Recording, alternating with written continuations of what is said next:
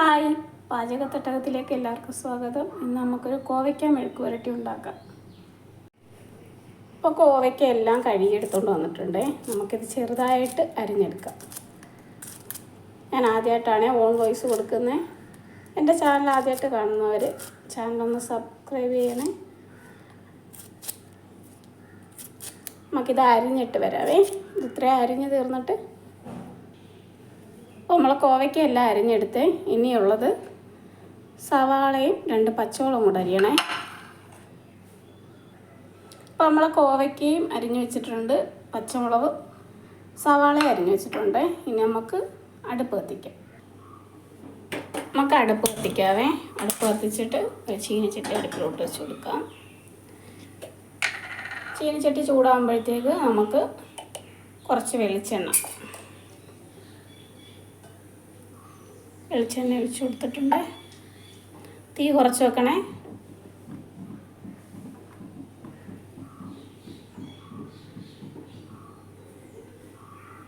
ചൂടായ എണ്ണയിലേക്ക് അല്പം കടുക് ഇട്ട് കൊടുക്കുകയാണ്. കടുകും കൂടെ പൊട്ടി തീർന്നിട്ട് നമുക്ക് അരിഞ്ഞു വെച്ചിരിക്കുന്ന കോവയ്ക്ക ഇട്ട് കൊടുക്കാം.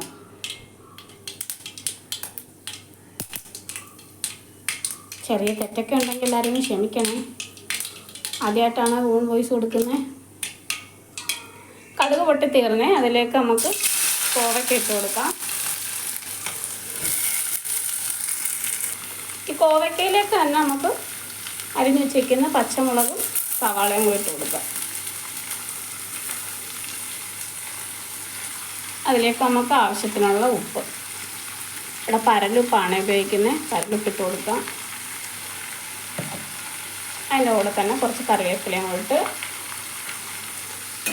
ഒന്ന് ഇളക്കിയ ശേഷം നമുക്ക് ചെറിയ തീയിലിട്ടേക്കണം. ചെറിയ തീയിലിട്ടിട്ട് ഒന്ന് ഇളക്കി വെച്ചിട്ട് നമുക്ക് അടച്ച് ഒരു 5-10 മിനിറ്റ് അതിനകത്ത് വെച്ച് അത് വേവും. ഇടയ്ക്കൊന്ന് തുറന്നിട്ടൊന്ന് ഇളക്കി കൊടുക്കണേ, അടിക്ക് പിടിക്കും. അല്ലെങ്കിൽ നോക്കണം, കോവയ്ക്കയിൽ ശകലം വെള്ളത്തിൻ്റെ അംശം കാണും. വെള്ളമൊന്നും ഒഴിക്കേണ്ട ആവശ്യമില്ല. ഇടയ്ക്ക് ഒന്നും കൂടെ ഒന്ന് തുറന്ന് നോക്കുവാണേ, വെന്തോ നോക്കുവാണേ. മെഴുക്ക് പുരട്ടി ആയിട്ടുണ്ട്. കുറച്ച് നേരം കൊണ്ടിട്ടിരുന്നാൽ കരിഞ്ഞു പോയാൽ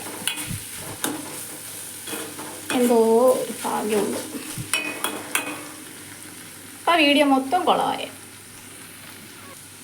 ഇതിലേക്ക് കുറച്ച് തേങ്ങാപ്പീരയും കൂടെ ചേർത്ത് കൊടുക്കും. നമ്മളെ കോവയ്ക്ക മെഴുക്ക് പുരട്ടി റെഡി ആയിട്ടുണ്ട്.